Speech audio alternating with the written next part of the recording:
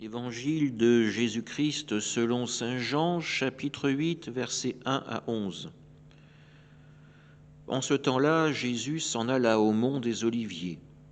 Dès l'aurore, il retourna au temple. Comme tout le peuple venait à lui, il s'assit et se mit à enseigner. Les scribes et les pharisiens lui amènent une femme qu'on avait surprise en situation d'adultère.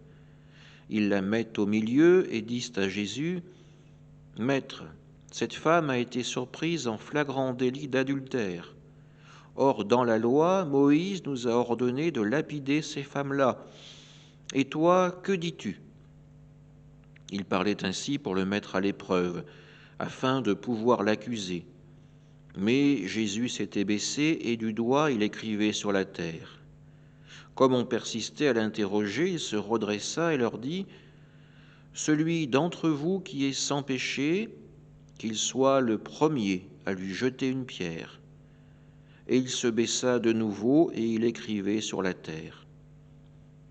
Eux, après avoir entendu cela, s'en allaient un par un, en commençant par les plus âgés. Jésus restait seul avec la femme, toujours là au milieu. Il se redressa et lui demanda, « Femme, où sont-ils donc? Personne ne t'a condamné ?»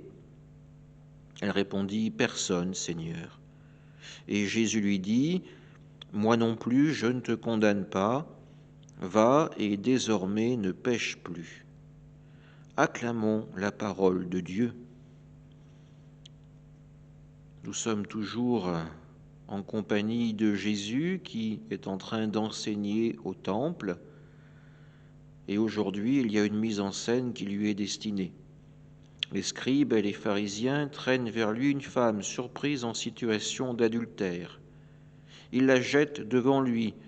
Elle est exposée à tous les regards, à tous les quolibets, à toute la honte possible. Et devant Jésus, ils expliquent son délit, un flagrant délit d'adultère. Dans la foulée, ils énoncent aussi la sanction, le jugement.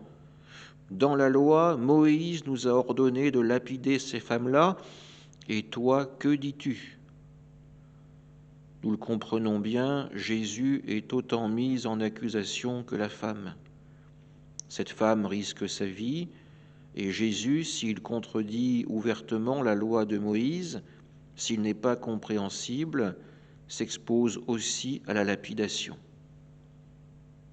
Jésus est baissé, il écrit sur la terre. On persiste à l'interroger, on veut que Jésus prenne parti. Est-il pour la loi de Moïse ou est-il en faveur de cette femme, de cette pécheresse ? Alors il se redresse et prononce ces mots, « Celui d'entre vous qui est sans péché, qu'il soit le premier à lui jeter une pierre. »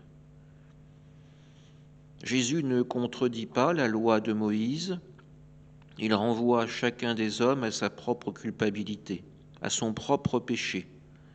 Et un par un, en commençant par les plus âgés, les personnes présentes se retirent. Il ne reste que celui qui est sans péché, que Jésus lui-même avec cette femme. « Relève-toi, moi non plus je ne te condamne pas, va et désormais ne pêche plus. » Jésus invite cette femme à vivre une conversion, à prendre conscience de son péché comme la foule qui était autour d'eux en a fait l'expérience, à remettre ce péché dans les mains du Seigneur et à essayer de vivre une vie nouvelle sous le regard d'amour de Dieu, d'un Dieu qui n'a pas demandé son sang, mais d'un Dieu qui lui a offert le pardon. À notre tour, de prendre conscience du regard que nous avons sur les autres, de la condamnation que notre cœur peut exprimer de manière bien souvent définitive, et demandons au Seigneur la force de vivre à notre tour cette conversion.